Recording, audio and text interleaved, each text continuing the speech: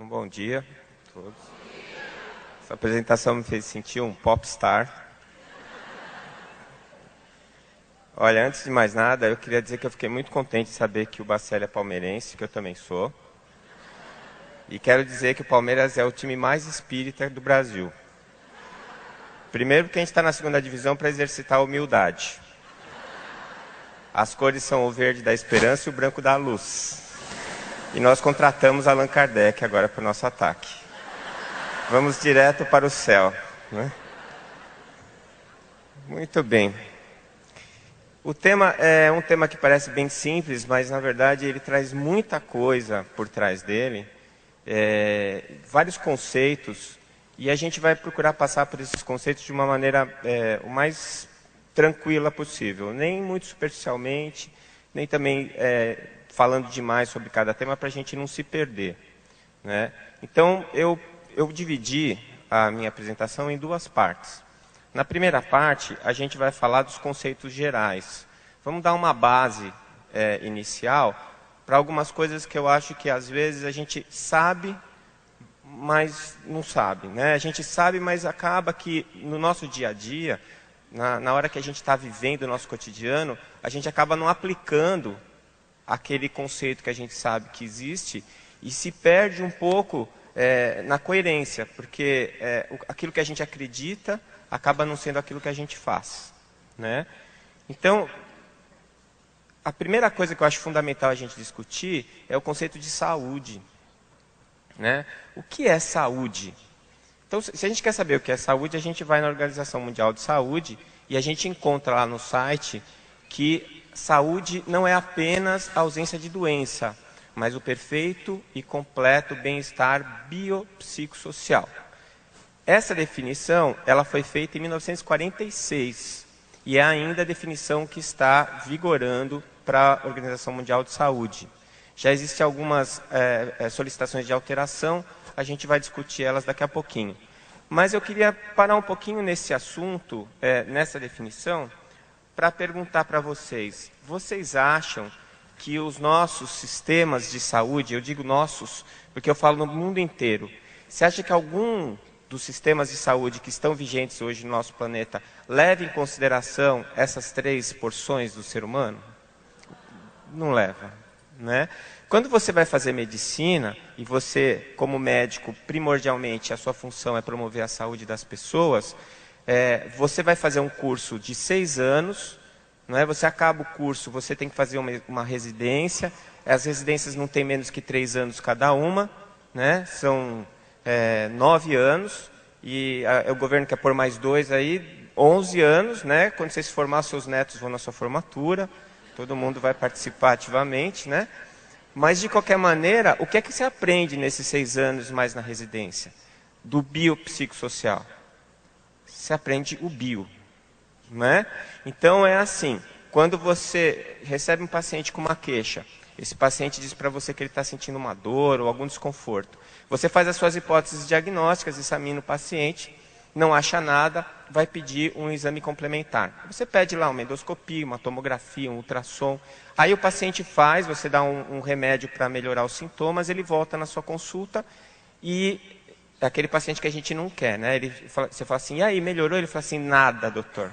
A mesma coisa, né? Dá vontade de mandar ele embora, né? Do consultório. Tem que falar, seja carinhoso com o seu médico. Fala assim, doutor, um pouquinho, vai. Pelo menos para a gente não ficar tão frustrado. Aí você vai, abre os exames, não tem nada nos exames, tudo normal. Anatomicamente está normal. Fisiologicamente está normal. Mas o paciente está normal? Não, ele está sofrendo, senão ele não tinha te procurado. Alguma coisa está acontecendo com ele. E aí o que o médico fala nessa hora? Você não tem nada, vai procurar um psicólogo.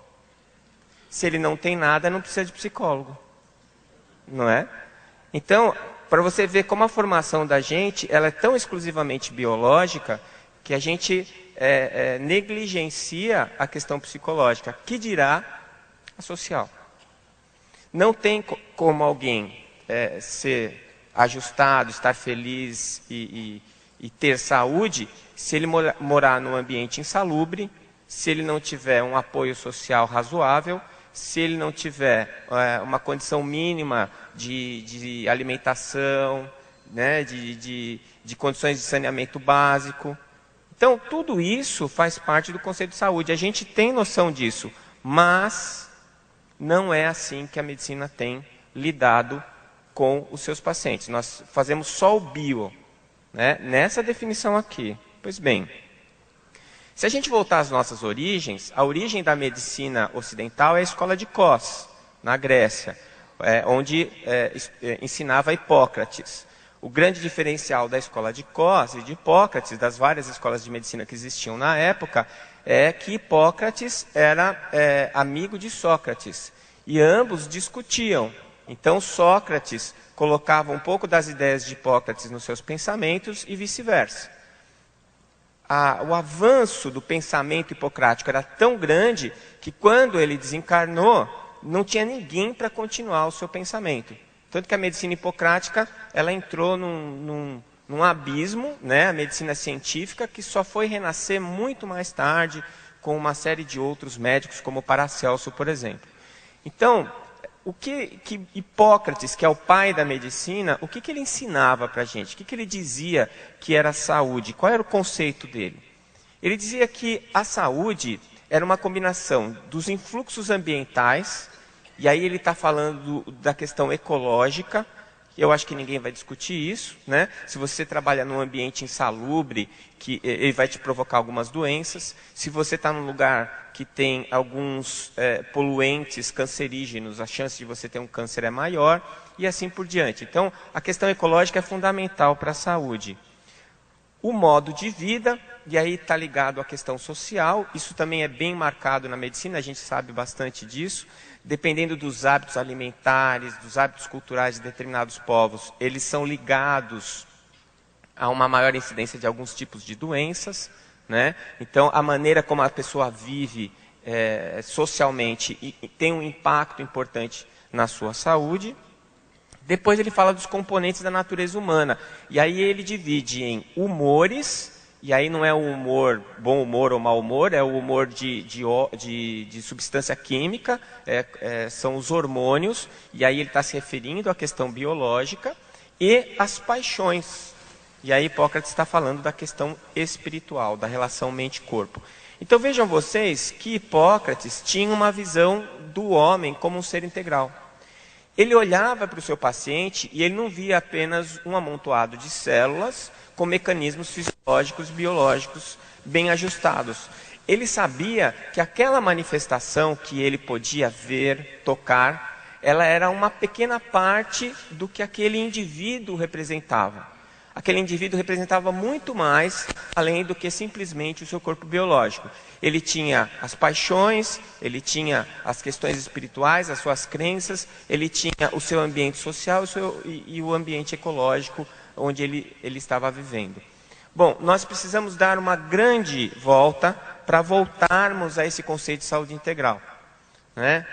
Eu não vou ficar contando essa história aqui, né? Mas na verdade o que houve foi que o divórcio entre a ciência e a religião ocorreu para que a ciência pudesse desenvolver. E agora nós estamos chegando num ponto que o próprio desenvolvimento científico está pedindo os conceitos espiritualistas, né? Então a gente está voltando ao mesmo ponto, mais ou menos. A evolução e o crescimento dos seres vivos, dos seres humanos principalmente, se dá em espiral. Então parece que a gente está dando uma volta, que a gente está caminhando em círculos, mas na verdade a gente está voltando para um ponto, mas um nível acima. Então a gente está podendo ver agora o ser integral de uma maneira diferenciada. Essa definição de saúde, que foi uma proposta que foi recusada na Organização Mundial de Saúde, é considerada hoje o conceito mais completo de saúde, que é o conceito de saúde integral. E aí ele diz que saúde não é apenas a ausência de doença, mas o completo bem-estar biopsico, sócio, espiritual e ecológico, né? Então, esse conceito de saúde, ele amplia em muito a nossa capacidade de interferência, né, de auxílio. Então, por exemplo, como o Bassler estava falando do pessoal lá da Europa, realmente, problemas materiais eles não têm, mas eles são um poço de problemas espirituais. Eles sofrem de depressão, Eles têm um monte de outras dificuldades. A própria cultura deles afastou eles da espiritualidade. E eles precisam, todos os seres vivos precisam de espiritualidade, né? Principalmente os seres humanos. Então vejam vocês que, no caso de todos esses fatores, o bio, psico, sócio, espiritual e ecológico, o fator que é mandatório, que é aquele que controla todos os outros, é o fator espiritual. Se você for pegar, por exemplo, o conceito de qualidade de vida, hoje se sabe que qualidade de vida é um conceito relativo e que depende da forma como a pessoa vê a sua vida. O conceito de qualidade de vida, ele começou e ele era medido pelo número de geladeiras, de televisão que você tinha na sua casa. Não é? E isso depois, quando foi transportado para a medicina, ele não funcionou. E na medicina a gente descobriu o seguinte, que a maneira como a pessoa se sente é que mede a qualidade de vida. Então você pode ter duas pessoas que trabalham no mesmo lugar, que têm as mesmas condições sociais, as mesmas condições de saúde, elas são praticamente idênticas em termos de condições, uma é extremamente feliz e a outra é extremamente infeliz. O que é que depende? Depende da maneira como você vê o que a vida dá para você, e não o que efetivamente a vida dá para você. Né? É olhar para dentro de você mesmo, que estava sendo falado aqui, e ver o que é que você está fazendo com as coisas que a vida está te dando. E isso sim é que gera qualidade de vida, e isso sim é que gera saúde. Porque em última análise, você se sente saudável quando? Quando você está feliz. Quando você está se sentindo bem. Quando você se sente ajustado, você se diz feliz. Não é? Então, há uma relação causa e efeito que muitas vezes a medicina oficial não consegue ver, e muitas vezes nós espíritas nos esquecemos. A causa é a alma. É de onde partem as decisões que vão organizar quem? O seu perispírito, que é o seu corpo espiritual, e esse perispírito, que é quem determina a forma e função do seu corpo biológico, vai trazer todos os conceitos, todas as ordens, todos os comandos que vieram da alma até o seu corpo biológico. Então, o seu corpo biológico, ele é o efeito daquilo que vai na sua alma.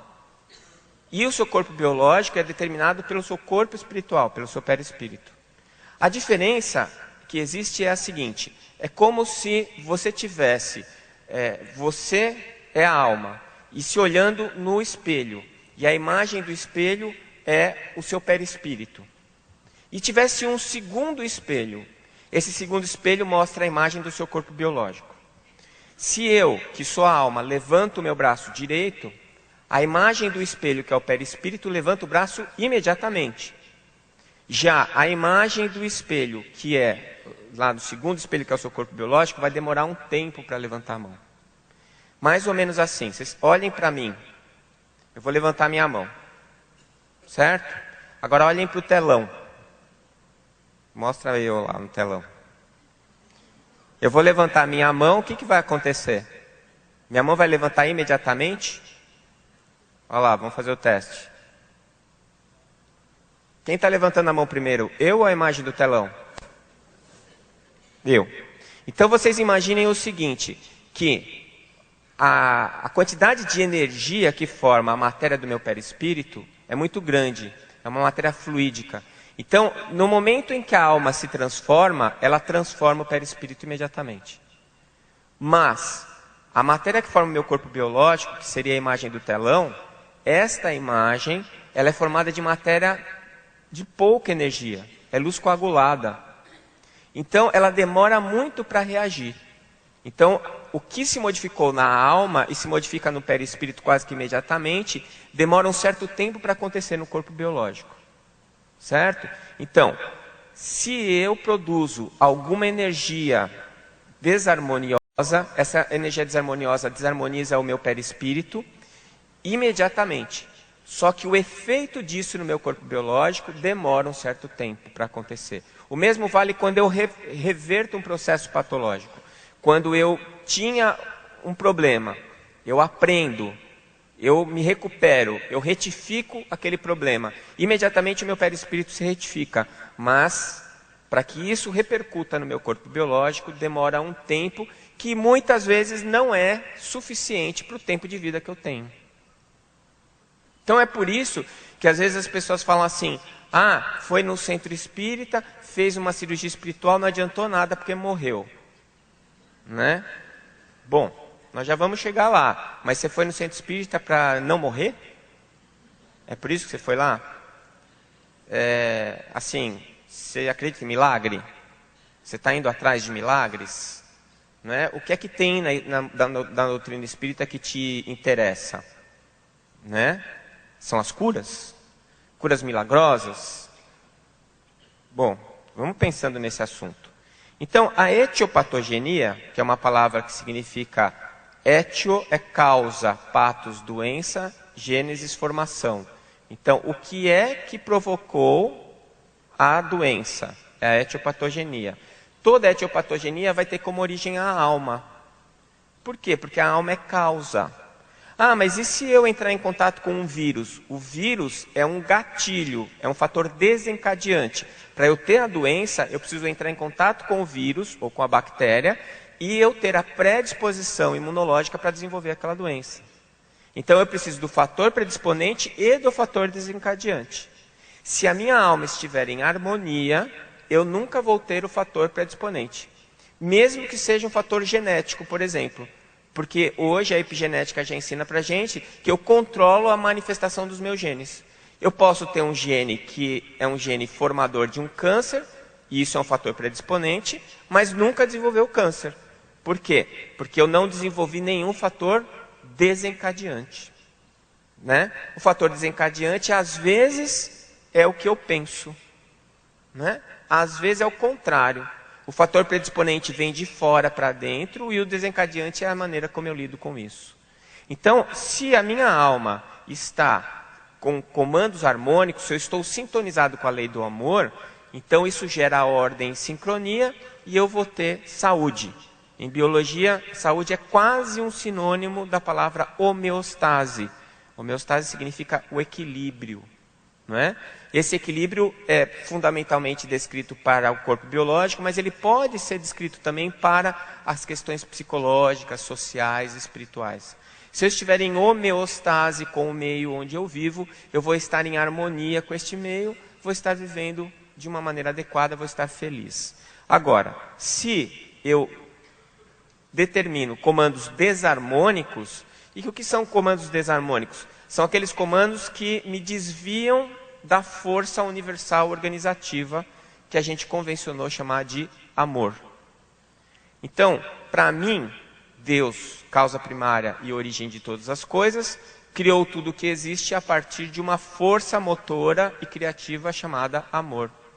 Esse amor é que nós estamos falando. E tudo que vá em sintonia com esta lei organizativa, se organiza, se desenvolve, cresce. Tudo aquilo que se desvia dessa lei, né, acaba sofrendo a lei da ação e reação para que retorne a lei de amor, que é a lei universal de crescimento e desenvolvimento. Então, se eu estou em uma situação em que eu vibro através dos meus sentimentos e das minhas ideias, eu vibro pensamentos desarmônicos, eu desarmonizo o perispírito, desarmonizo o corpo biológico, contamino a minha psicosfera e vou estar em situação de predisposição a doenças. Né? Se eu modifico a minha forma de sentir, se eu começo a ter ideias e sentimentos harmônicos mais próximos da lei do amor, eu vou ter pensamentos higienizantes, harmonizantes, vão impactar positivamente o meu corpo biológico, podendo reverter alguns processos patológicos, e vou sanear a minha psicosfera, evitando uma auto-obsessão. Não é? Porque se eu fico pensando coisa ruim o tempo inteiro, eu vou criando formas de pensamento na minha psicosfera e vou me auto-obsediando. E aí você sempre vai pôr a culpa em quem? O que você ironicamente chama de irmãozinho. É um irmãozinho que me acompanha. Eu achava que eu tinha um obsessor só dentro do carro. Que ele ficava no passageiro só para me apoquentar quando eu estivesse dirigindo. Até que eu li o André Luiz, eu descobri que eu mesmo é que fazia isso, né? Então eu acho sempre que todo mundo tem que parar para eu passar no trânsito, não sei porquê. Vocês não são assim, né? É sempre o outro que está errado, a gente está sempre certo, a gente nunca faz bobagem no trânsito. Bom, esse auto-obsessor, na verdade, são seus pensamentos recorrentes e que ficam retroalimentando você. Às vezes você já se dispersou daquele pensamento, a hora que você dá uma bobeada, você para de pensar, você bota sua mente em ponto morto, aquilo volta. E vai reverberando para você. Então, quem está determinando isso? É você, como princípio inteligente. É você que está escolhendo qual canal que você vai assistir. Não é? Você que está escolhendo qual é a faixa vibratória com a qual você vai se sintonizar com os irmãozinhos. Não é? Então vejam vocês que a doença ela vai vir sempre de dentro para fora. De fora para dentro vem os estímulos, como o Bacelli falou. De fora para dentro vem os gatilhos que vão convidá-lo ao adoecer. E você vai aceitar ou não o convite, dependendo da maneira como você esteja vibrando. E veja, nós temos a possibilidade sempre do recondicionamento do nosso pensamento. No momento em que você recebe um convite desarmonizante, se você se desarmoniza, mas imediatamente você percebe o seu desarranjo, e você consegue perceber que aquilo não está te fazendo bem, é aquela história de contar até 10, né? Conta até 10... Respira fundo e recondiciona o seu pensamento. Tenta afastar aquilo de você para que você consiga se reposicionar. Porque se você não fizer isso, a coisa só piora. Só piora. Né? Porque na medida em que você começa a bravejar, que você começa a xingar, você vai contaminando todo mundo que está ao seu redor. Né? E você vai criando uma bola de neve que vai ficando cada vez mais difícil de você retroceder, de você contornar. Né? Então... isso é que é saúde? O que é saúde, minha gente? É isso que eu quero perguntar para vocês hoje. Eu quero saber, se você está gripado, você acha que você está saudável? Não ouvi. Não. Se você tem um problema de vista, e você precisa de óculos para usar, para ler, você se considera saudável? Opa! Sim ou não? Ó, já temos uma polêmica aqui. Já temos uma polêmica. Se você tem raiva do seu vizinho e não consegue se livrar dela, você é uma pessoa saudável? Ah, então... Nessa terceira nós concordamos. Nas outras duas não.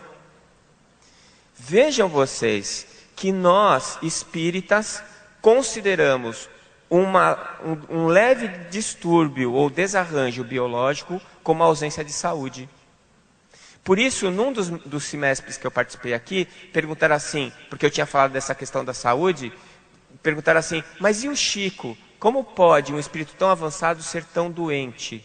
Quem disse que Chico era doente? Alguém que tem o mesmo conceito de saúde que a maioria dos médicos e 99,9% da população mundial, ou seja, todos. Mas o que é saúde? Para nós, espíritas e espiritualistas, quem nos responde é Emmanuel. Saúde é a perfeita harmonia da alma.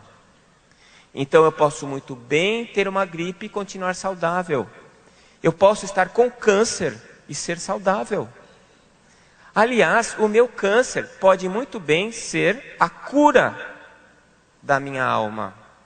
Ele pode muito bem ser aquilo que está me colocando de volta nos trilhos, que está fazendo com que eu retorne para a lei universal do desenvolvimento, que é a lei do amor. Mas, gente, quando a gente vai no centro espírita que está doente, a gente vai para pedir o quê? A harmonia da alma? Olha aí. Eu tenho que confessar uma angústia para vocês que eu tenho falado constantemente. Eu não tenho nada contra isso. Passe, tratamento fluídico, é um grande... aliás, os centros espíritas são postos de saúde avançados, né? Em que se faz medicina do terceiro milênio lá, porque você está indo na prevenção, você está tratando a alma, perispírito. Mas eu tenho visto alguns centros que se especializam em cura. Meu Deus! Nem Jesus curou ninguém. Ele falava assim: a tua fé te curou. Vai e não peques mais. E de repente nós temos centros espíritas especializados em cura. E as pessoas vão lá para se curar de quê? Das doenças do corpo físico. Meu Deus, pessoal, vamos parar para pensar. Tem alguma coisa errada.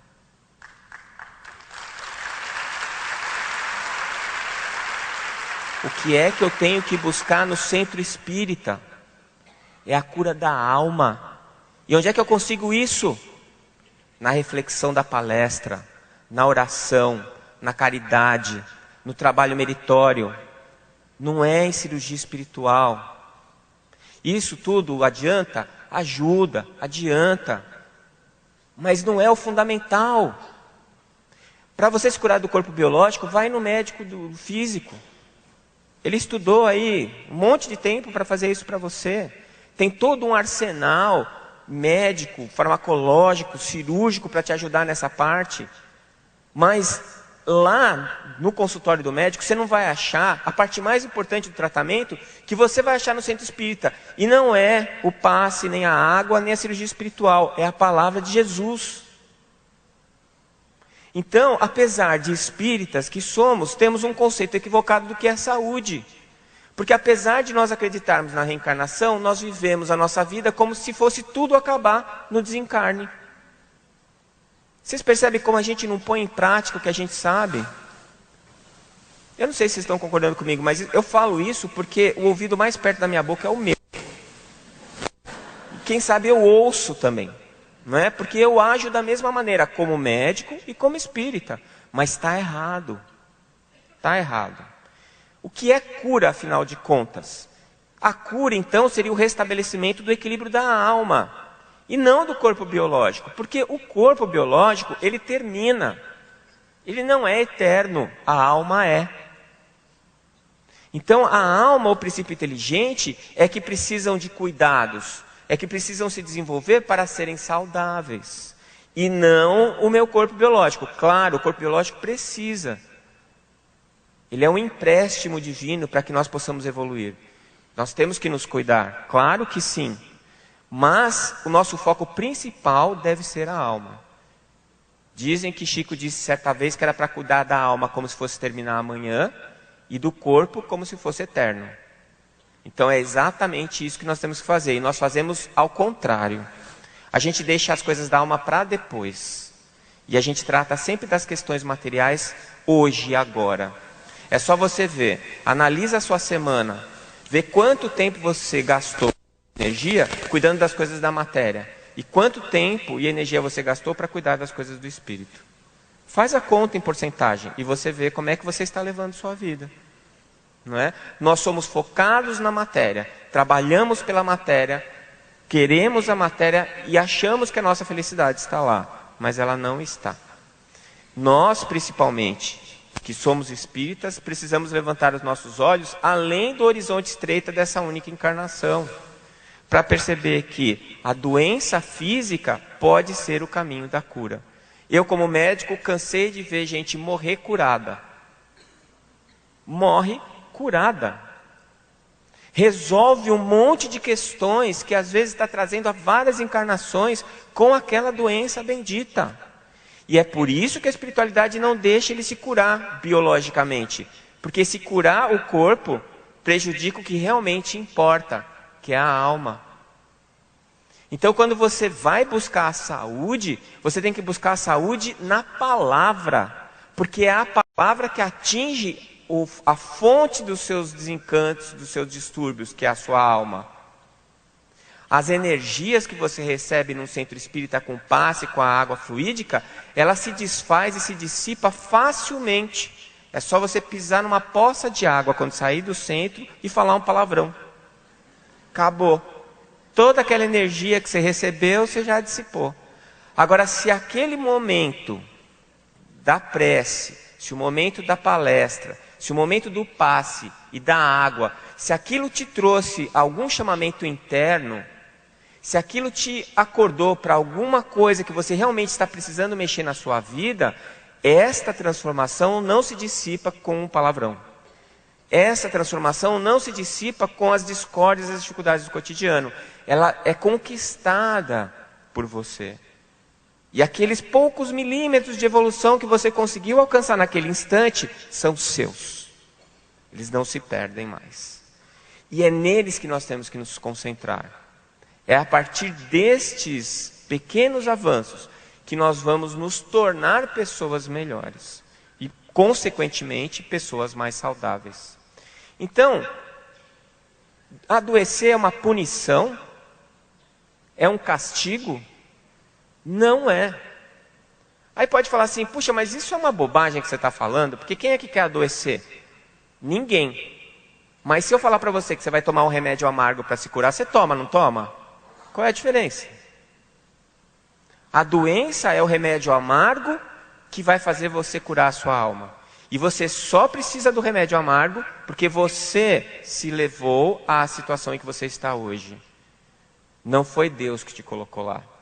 Então, se hoje você está enfrentando uma encarnação difícil, se hoje você tem uma doença crônica, se hoje você está enfrentando uma doença aguda que está te limitando, ela não foi colocada na tua vida por Deus para te punir. Ela foi colocada na tua vida por você mesmo.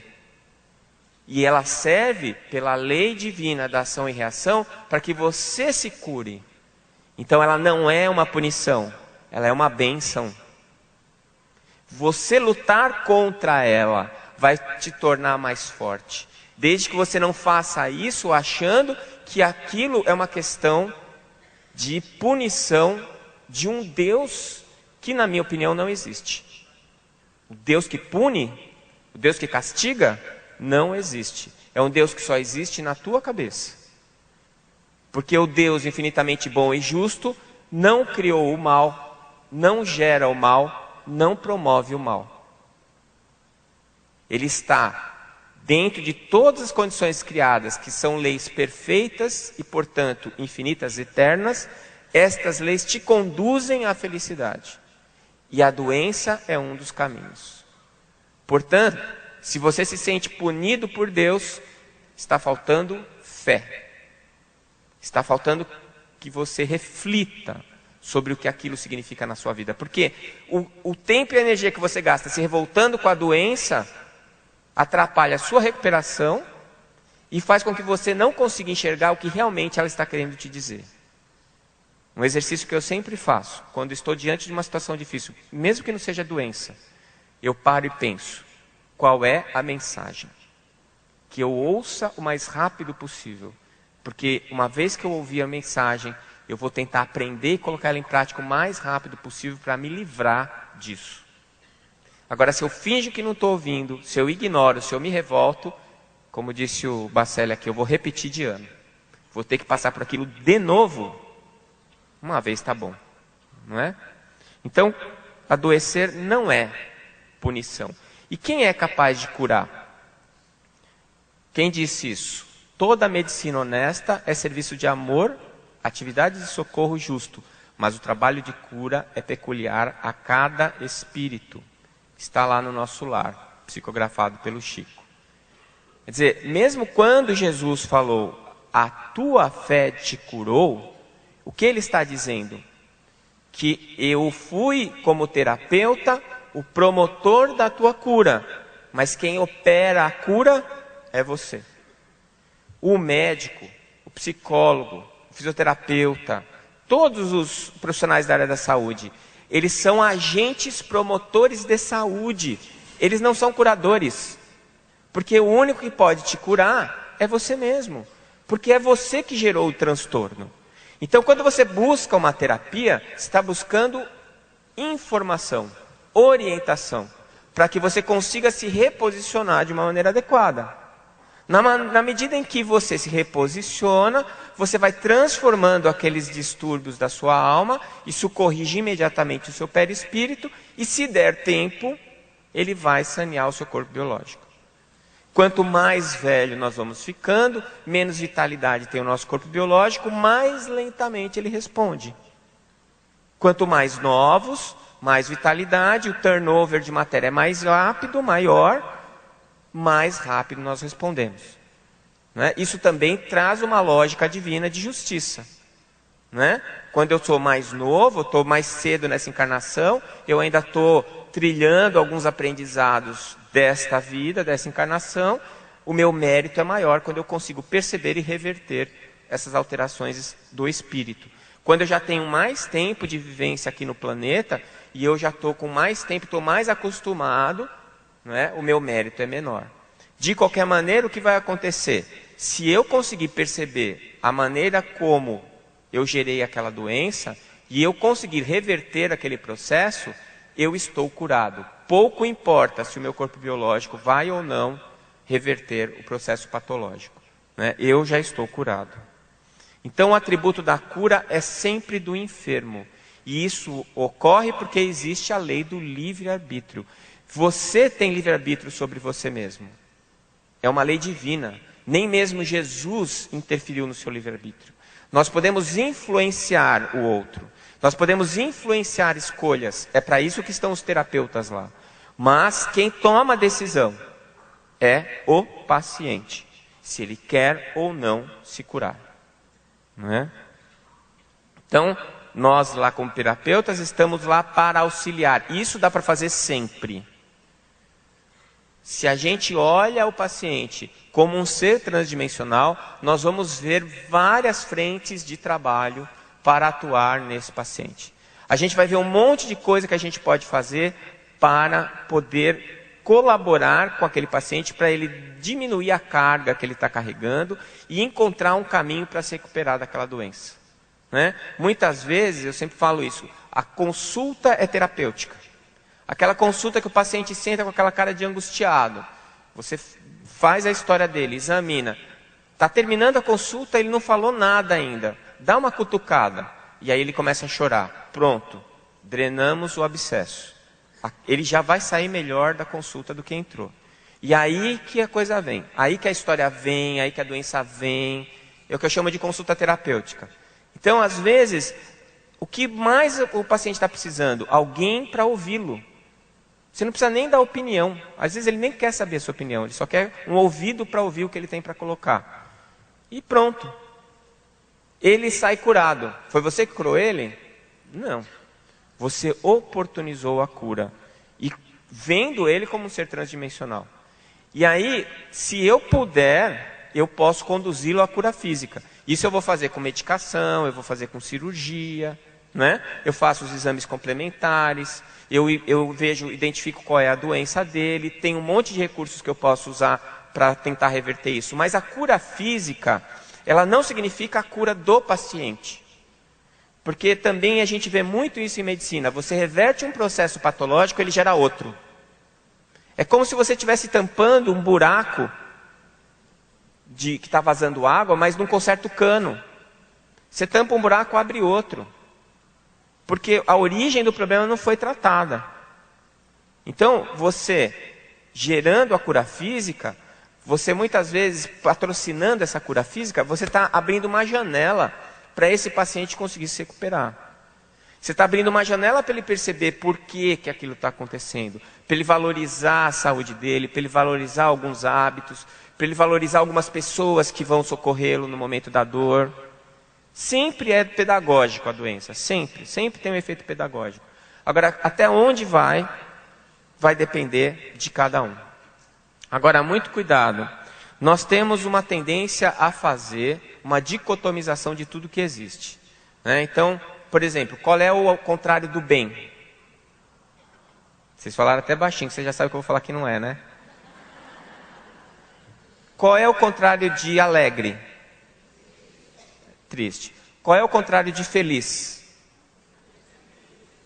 Infeliz não é o contrário de feliz, é a falta de felicidade.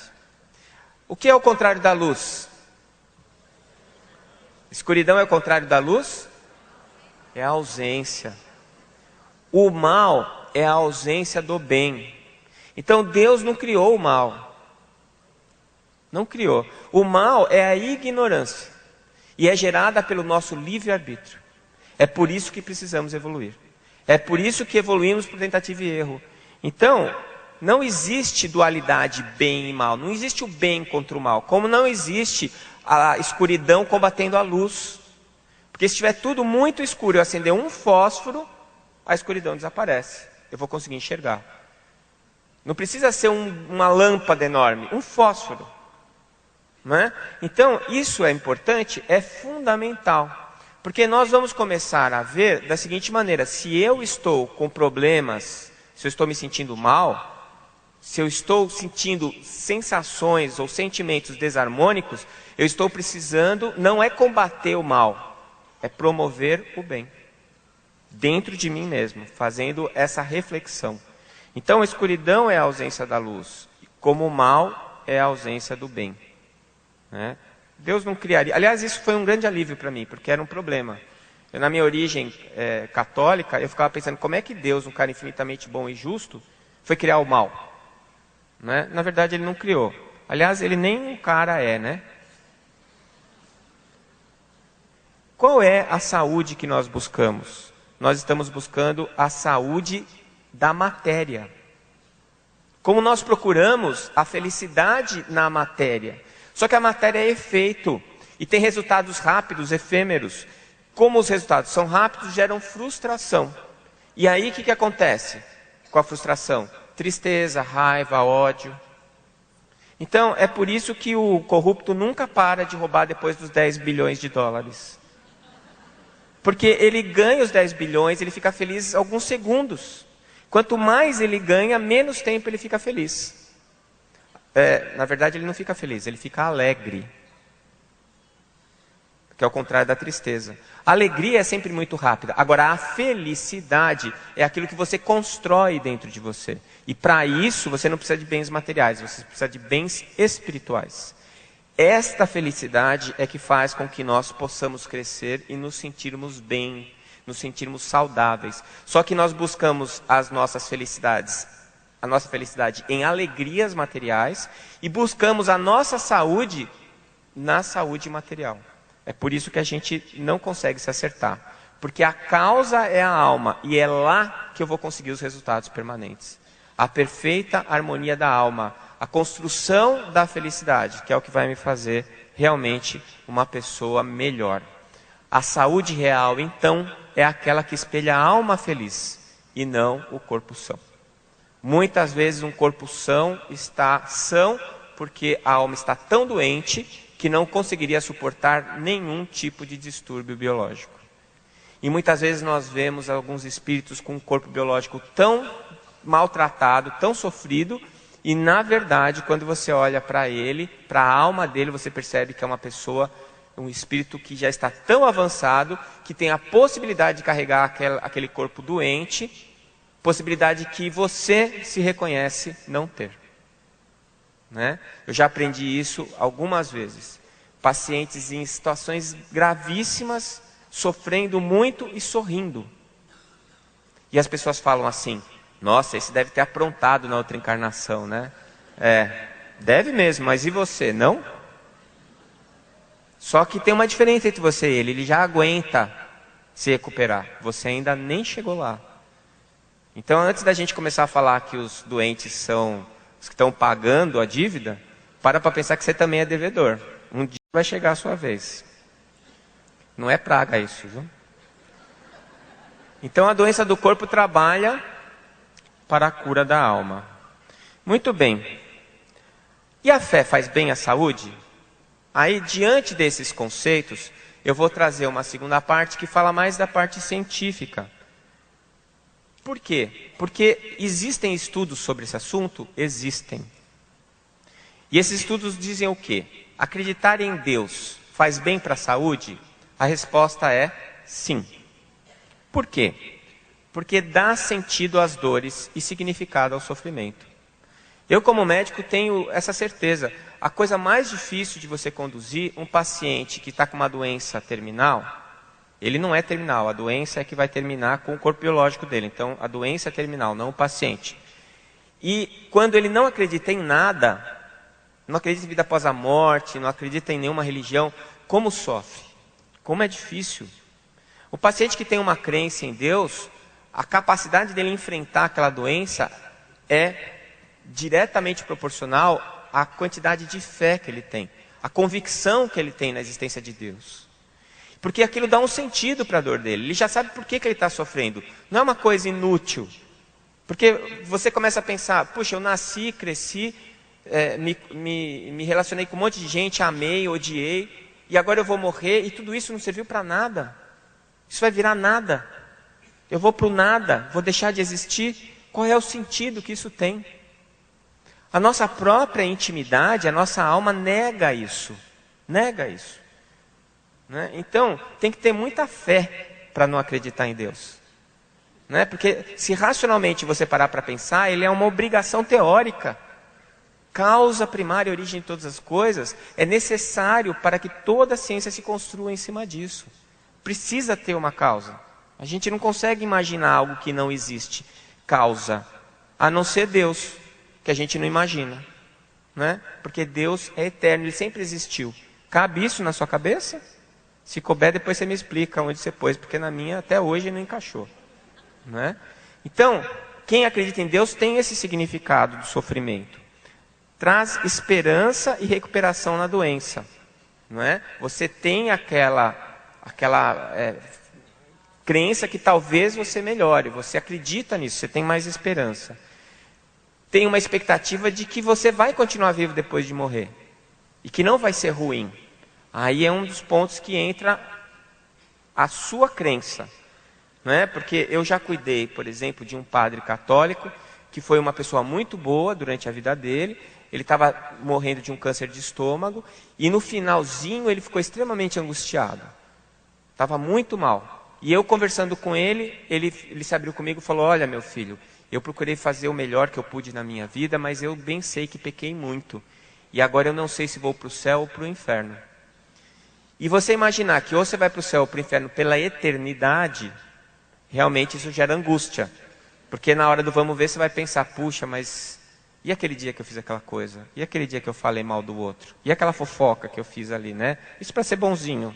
Fora os outros tipos de dificuldades que a gente gera na nossa vida. Então, a expectativa de viver depois da morte, por si só, já não basta. Mas uma expectativa de que isso vá acontecer com possibilidades de eu poder ter outras chances de trabalho, de recuperar os meus erros, aí sim, essa te dá uma melhor capacidade de recuperação. E isso reduz muito o seu estresse emocional. Então, esses fatores são fatores positivos. Agora, tem um fator negativo. Nós podemos passar a responsabilidade dos nossos problemas para Deus. Eu sei que vocês não fazem isso, mas tem muita gente que faz. Tem uma célebre frase que fala assim, vou entregar para Deus. Não faz isso, meu amigo, já está na mão dele. Você vai entregar para ele a sua parte, vai ficar no chão. Ele já está carregando a parte dele. Né? E eu tenho muito medo quando eu ouço isso de espírita. Fala assim, a espiritualidade sabe o que faz. A gente pode fazer bobagem que eles consertam. Gente, cuidado. Né? O escândalo é necessário, mas ai da mão que provoca. Né? E a nossa responsabilidade? Não tem nenhuma? O nosso livre-arbítrio. Então eu sempre digo isso. Se eu não fizer a minha parte, vai ter alguém que vai vir e vai fazer. Com certeza. Né? Deve ter um milhão de pessoas capazes de fazer o que eu faço. Mas, para mim, a oportunidade é única. Se eu perder a oportunidade, o prejuízo é todo meu. O plano divino vai acontecer. Seja comigo, com outro, com outro, com outro, com outro. Mas a oportunidade que eu estou recebendo agora é muito preciosa para mim, para eu desperdiçá-la. Né? Então, quando eu acredito em Deus, eu preciso acreditar não no Deus antropomórfico, aquele Deus pueril, o velhinho de barba branca que fica sentado na cadeira. Gente, vamos crescer, não é isso, gente. Deus não é um velhinho que fica sentado na cadeira, dizendo, você é bonzinho, vem para cá, você é mau, vai para lá. Não é isso, pessoal. Não é? Então, está na hora da gente parar para pensar. Eu acho que definir Deus é mais arrogante que negar. Porque nós não somos capazes nem de conceituá-lo de uma maneira adequada. Mas se a gente partir do Livro dos Espíritos, que pergunta que é Deus, e a resposta é causa primária e origem de todas as coisas, dizem, Causa primária. Não está dizendo, é o cara que inventou. Não, causa primária. Bom, vamos ficar por aí. E aí quem que a gente usa de referência? Porque está difícil de entender. Jesus.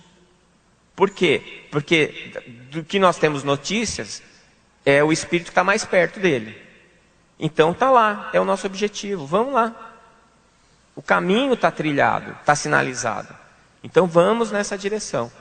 Vamos parar de acreditar num Deus que pune, um Deus que te castiga, um Deus que tem virtudes e tem defeitos humanos. Isso é coisa antiga demais, não é? Então, as várias maneiras de acreditar em Deus, elas não são inócuas. Porque não basta eu acreditar. Eu tenho que acreditar de uma maneira que tenha alguma racionalidade, alguma lógica, que seja aplicável para o meu sistema de crenças e para a minha vida. E isso, as repercussões dessa maneira como eu acredito em Deus, vão fazer parte da maneira como eu enfrento também as doenças. Então, uma das coisas que me dá urticária é quando eu ouço essa frase aqui, eu tenho temor a Deus, eu sou temente a Deus. Ele está dizendo o quê? Que tem medo de Deus. Mas como é que você vai ter medo de alguma coisa infinitamente boa e justa? Eu tenho mais medo de mim do que de qualquer outra coisa, mas assim, Deus eu não vou ter medo, né? Não é para temê-lo. Esse Deus que você teme é o Deus punidor. É da nossa tradição judaico-cristã, de que para evoluir tem que sofrer. Então a gente fica pensando, Jesus padeceu na cruz, todos os santos que a gente conheceu foram queimados, torturados, então para eu crescer e evoluir eu tenho que sentir dor. Não é assim, gente. Esse pessoal, ele sofreu não foi porque eles precisavam, não. Foi porque nós fizemos eles sofrer. Eles vieram aqui para nos ensinar. E hoje em dia a gente não põe mais na cruz, a gente não põe fogo, mas a gente vai lá, escreve um artigo e esmirilha o cara. Fala mal, coloca, faz fofoca, né? Ele publicou no jornal, você publica no outro falando mal dele, né? Ainda bem que no Espiritismo não tem essas coisas. Mas tem muita gente que faz isso. Nossas dores não são castigos por nossos erros, são consequências. Consequências. Então, se a gente achar que todo sofrimento é punição divina, então por que Jesus sofreu tanto? Não era, com certeza ele não precisava depurar mais nada, não. O que a gente depura é aquilo que a gente gera para a gente mesmo. As nossas doenças são a depuração dos nossos próprios erros. Não é ninguém que destinou isso para a gente. Às vezes a espiritualidade, ela trabalha para te dar algo que é o melhor para você. Mas eles não decidem que você vai ter que passar por aquilo. É uma consequência daquilo que você tem feito na sua vida. Então, nós, seres humanos, aprendemos por tentativa e erro. O nosso sistema nervoso central, ele é organizado para que nós possamos aprender por tentativa e erro. E, na medida em que nós sofremos as consequências, essas consequências dos nossos atos é que nos dizem se aquilo foi bom ou se aquilo foi ruim. É por ali que a gente vai crescer, é por ali que a gente vai aprender, né? Eu preciso experimentar?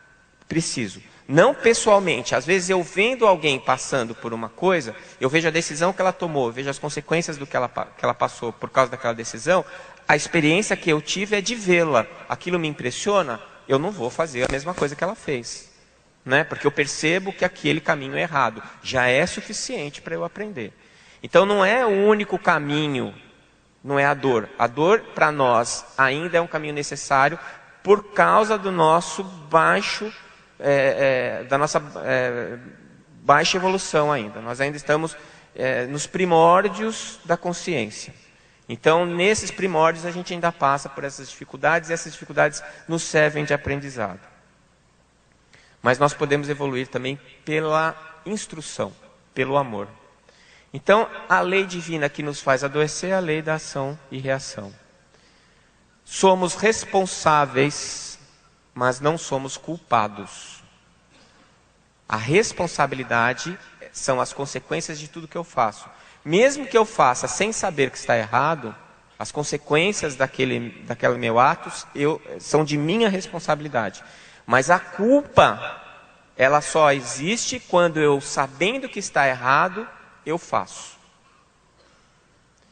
Normalmente, quando a gente faz os nossos grandes erros, a gente não sabia que eles eram erros. Ou pelo menos não sabia que eles eram tão grandes.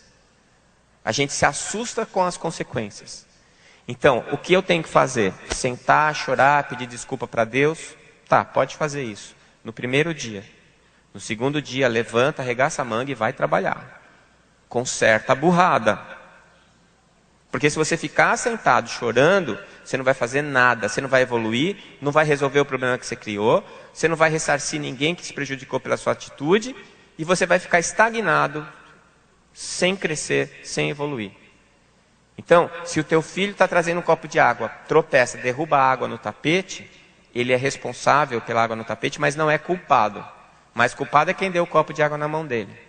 Então você vai lá, passa a mão na cabeça dele, pega o copo, limpa tudo e ele não fica nem sabendo que ele era responsável. Ou você vai lá, bate na mão dele e bota ele de castigo. Nem uma coisa, nem outra. Nem faça ele culpado, nem ignore a responsabilidade dele. Vá lá, fala, puxa filho, você viu? Você derrubou, agora caiu água no tapete. O que a gente vai fazer agora? Vamos limpar o tapete? Vai com ele lá, deixa o copo d'água na pia, pega o pano e vai secar com ele. Faz ele te ajudar a secar o pano. Você está ensinando que ele é responsável, mas não está colocando a carga da culpa. Então, quem nos julga não é Deus, somos nós mesmos. É a nossa consciência. É por isso que Jesus dizia que nós vamos ser julgados com a força com que julgamos, porque nós somos os juízes. Cada um é juiz de si mesmo. Jesus não julga. Julgar é um atributo humano e ele é divino.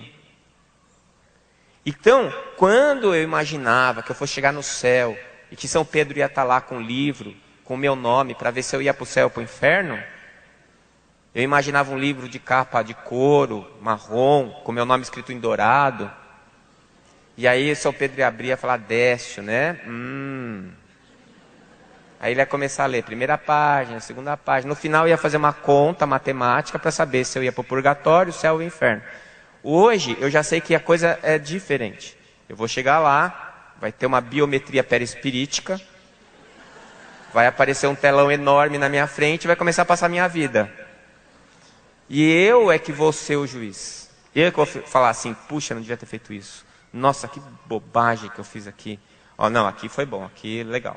E aí no final, o nível de culpa que eu vou sentir é que vai me levar mentalmente para o ambiente que eu estiver sintonizado. Então, se quando você desencarnar, meu irmão, você me encontrar lá no umbral, que eu acho que eu vou estar lá, nós vamos nos lembrar dessa palestra, falar assim, puxa, Décio, mas você falou e não fez? Eu falei, pois é, e você escutou e também não.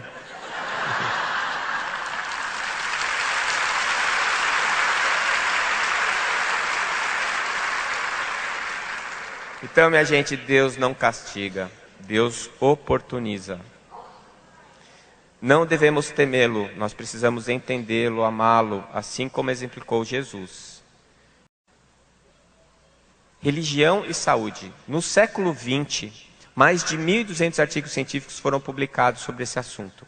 A maioria encontrou uma correlação significante e positiva. O que significa isso? Significante significa que deu diferença. E positiva que a diferença foi boa. Não é? Algumas coisas ficaram bem estabelecidas. Religião. Estou falando de religião, tá? Depois a gente vai diferenciar.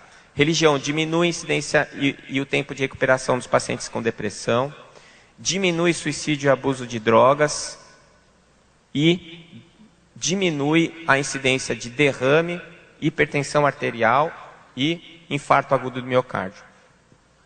Tudo isso que eu estou falando para vocês está comprovado cientificamente. 52 estudos que foram separados pelo Dr. Harold Kenning, que escreveu esse livro, A Espiritualidade no Cuidado do Paciente. 52 estudos fizeram uma medida de as pessoas que acreditavam em Deus e a saúde delas. E eles descobriram que 75% dos estudos mostraram que as pessoas que acreditam em Deus vivem mais tempo. 19% dos estudos não viu diferença nenhuma entre quem acredita em Deus e quem não acredita. E 2%, um trabalho, dizia que vive menos. A gente precisa ter em mente, todas as vezes que se fala em ciência com relação à fé, que é um artigo de difícil estudo, porque a fé é subjetiva. Então, desde o início dos estudos, a ferramenta de medida de fé, ela vem sendo aperfeiçoada. A primeira ferramenta utilizada pelos pesquisadores era a religião. Então, como é que eles faziam a pesquisa? Você acredita em Deus? Acredito. Você frequenta alguma religião? Frequento. Quantas vezes por semana? Você reza? As medidas eram essas, né? E aí você não conhece aquele cara que se diz espírita, que na religião católica tem o Papa Hóstia, no espiritismo tem o Papa Passe. Ele vai lá, dorme a palestra inteira, aí acorda, toma o passe, vai para casa. Nunca leu nada, não quer saber. Na hora do evangelho ele está vendo o jogo, fala assim, amanhã eu faço, semana que vem, né? Esse daí é aquele que tem a fé extrínseca. Aquilo não está fazendo nada dentro dele, não tem diferença nenhuma. E às vezes você tem pessoas que não frequentam nenhuma religião, não vão em nenhum templo, não frequentam nada, mas medita todos os dias sobre a caridade, sobre o amor, sobre como elas foram, o que elas fizeram. E essas pessoas são mais cristãs, às vezes, que aqui usam a camiseta. Sou cristão. Ou que tem um adesivo no carro, leia Kardec. Ele nunca leu, mas o adesivo está lá, né? Então a gente tem que parar para ver que é difícil você medir isso. Hoje em dia, eles evoluíram muito com esses instrumentos de medição.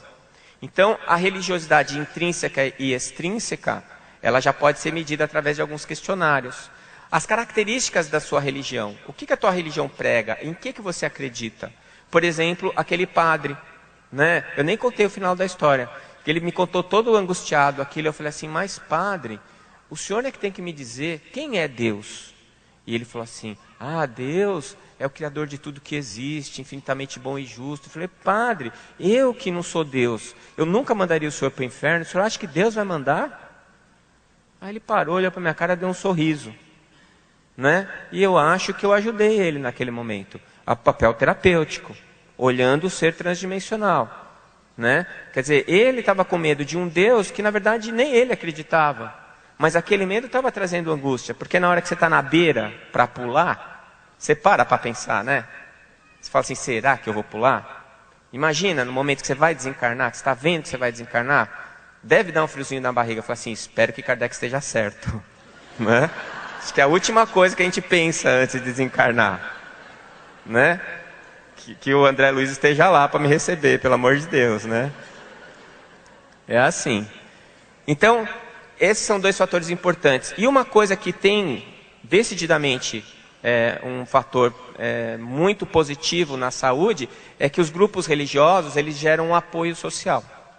Então você tem um grupo que se associa a você pela crença, por aquela religião, e quando você adoece, quando você passa por alguma dificuldade, você acaba recebendo esse apoio social, e isso é gerador de saúde também. Ele identificou 13 estudos que foram os melhores estudos, e ele encontrou esses dados aqui, que são boas notícias para nós. Primeiro, os religiosos vivem cerca de 7 anos a mais. Então, se você é espírita e sua esposa ou seu marido não é, você fala assim, se eu fosse você, eu começava a ler o Evangelho. 7 anos não é pouco, veja bem. Você já toma cerveja, está com aquele barrigão enorme. Pelo menos faz o Evangelho, já vai ajudar. Porque aqui não tem nada dizendo da cerveja, mas fala do Evangelho. Utilizam 56% menos os serviços de saúde. Gente, essa é uma notícia boa para os planos de saúde. Tem muito plano de saúde que já está pensando em planejamento de ação preventiva, incentivando a espiritualidade. Porque sabe que diminui o uso do plano de saúde. Vocês acham que estou brincando? É verdade. É verdade. Reduzem mais de 6 dias por ano o tempo de internação. Olha que maravilha, a Unimed adorou isso. Se eu interno meu paciente, ele acredita em Deus, ele economiza 6 dias por ano de internação para mim.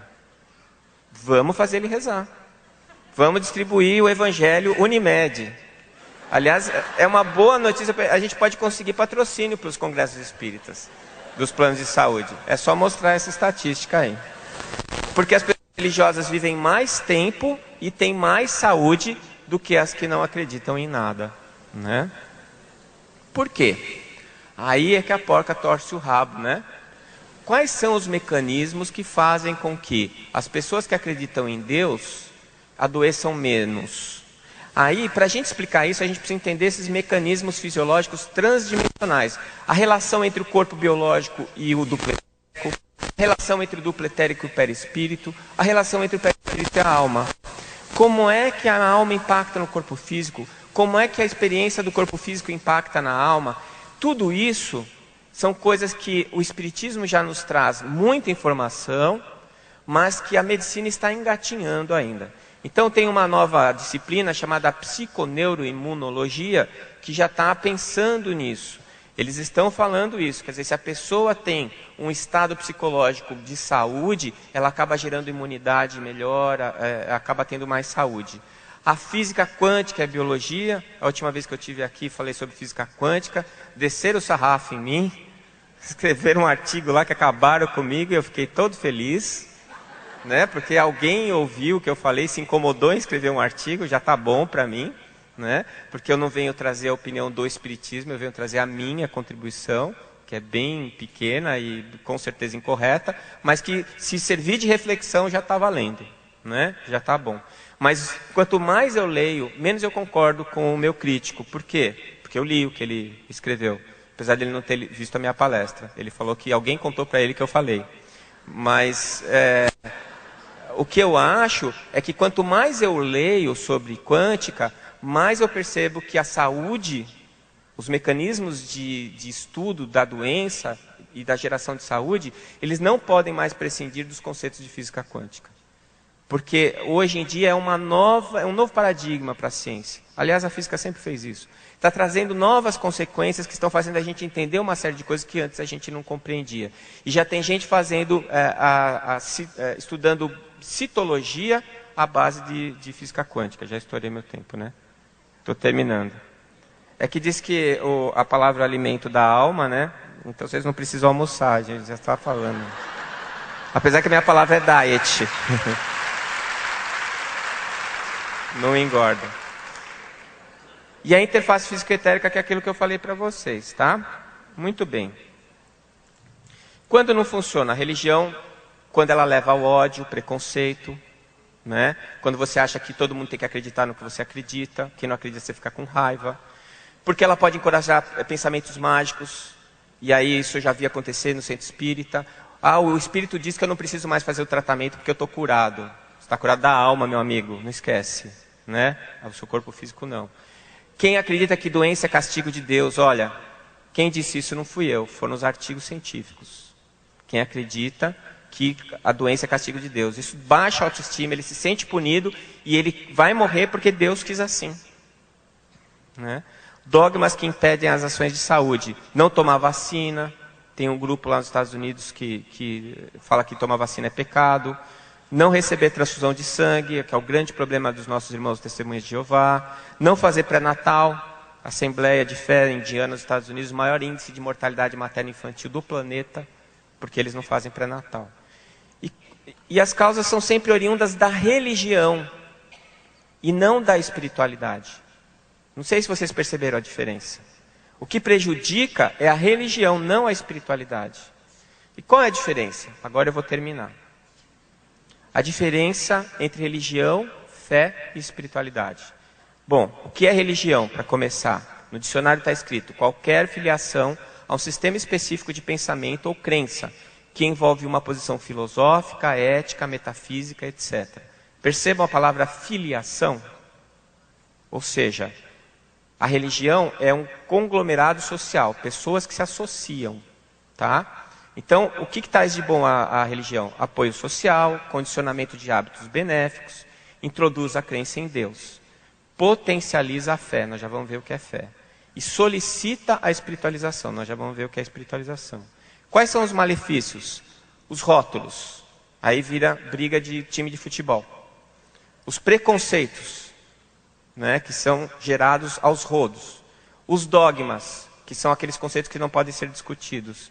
E a alienação, que tem em todo lugar, né? Eu nunca pensei que ia encontrar espírito alienado. Existe. Existe. Então a religião é um instrumento. Todo instrumento é neutro. Ele pode ser bom ou pode ser ruim. Depende de quem usa. Se eu tenho um martelo e uso para construir uma casa, ele é bom. Se eu dou na cabeça do pedreiro, é ruim. Não é? E o que é fé? No dicionário, convicção íntima. Vejam, convicção íntima. Quais são as virtudes, os benefícios?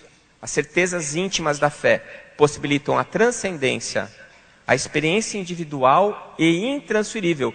Essa é a grande vantagem da fé. Ninguém pode impor a fé para você. Ninguém pode forçar você a acreditar no que o outro acredita. Ele pode te influenciar e por um tempo você acreditar no que ele acredita. Mas no final, você só vai acreditar naquilo que você acha que é verdadeiro. Não dá para te impor isso. E os malefícios? Quando é cego e irracional, vejam aí o exemplo dos homens bomba. Né? Eu não consigo imaginar ninguém com mais fé do que aqueles homens. O cara colocar um monte de bomba e se explodir, matar um monte de gente e achar ainda que vai ser recebido por Deus. Ele acredita naquilo, vocês concordam comigo? Então, fé não é boa por si só, mas ela é uma poderosa ferramenta. Quando ela é baseada em dogmas e quando ela é colocada como entidade. Então, a fé é uma condição. Se a religião é uma ferramenta, a fé é uma condição necessária para alcançar a espiritualidade. E o que é espiritualidade? No dicionário está escrito que é qualidade ou caráter de espiritual. Ótimo. Mas o que é espiritual? Espiritual é aquilo que pertence ou é relativo ao espírito. Pois bem, a espiritualidade gera a capacidade de transcender. O reencontro com nossa essência divina. Quando Jesus falou que nós somos criados à imagem e semelhança de Deus, ele estava falando dessa essência potencialmente criativa com a capacidade de evolução.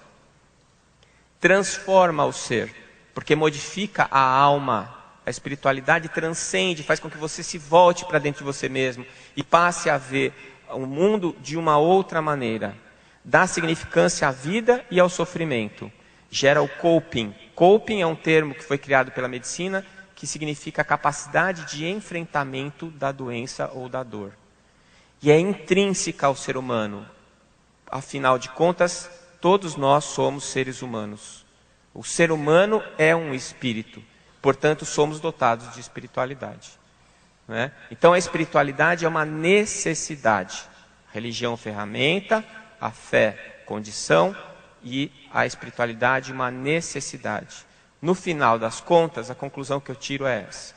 Religião sou eu com os outros. A fé sou eu